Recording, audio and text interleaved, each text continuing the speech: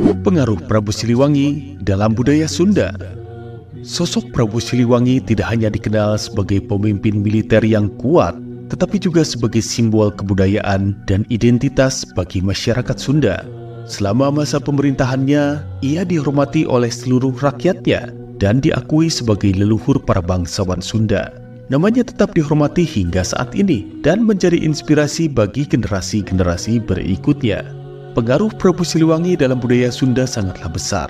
Ia diabadikan dalam berbagai cerita rakyat, legenda, dan mitos yang diwariskan dari generasi ke generasi. Namanya juga sering disebut dalam berbagai upacara adat dan ritual keagamaan sebagai simbol kebijaksanaan dan kepemimpinan yang ideal. Prabu Siliwangi menjadi inspirasi bagi banyak tokoh dan pemimpin di kemudian hari yang menjadikan nilai-nilai kepemimpinannya sebagai pedoman dalam memimpin.